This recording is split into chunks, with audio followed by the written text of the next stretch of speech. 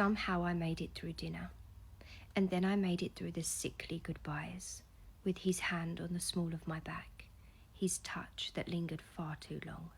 But he was gone now. I knew exactly what I needed to do.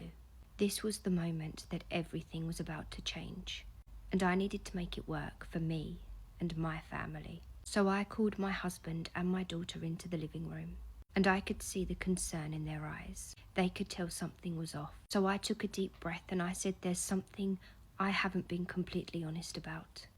There's something I should have told you both a long time ago. You remember when I wanted us to relocate 6 years ago? When I wanted a fresh start, a new job, a new life, a new everything. The reason I pushed for that wasn't just because I wanted to start again.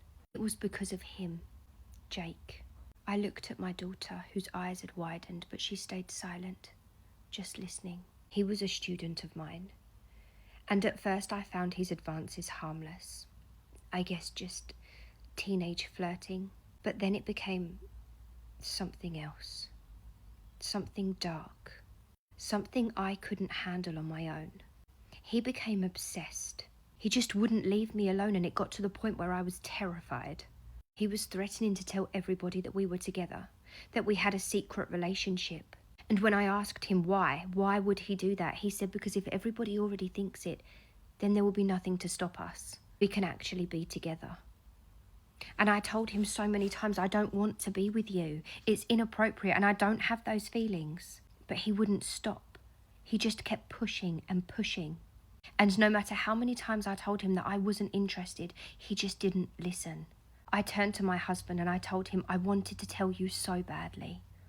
I wanted your help, but I also didn't want you to be involved and I didn't want to scare you. And I thought the easiest thing to do would just be to move away and start again. I looked at them both as they took in every word.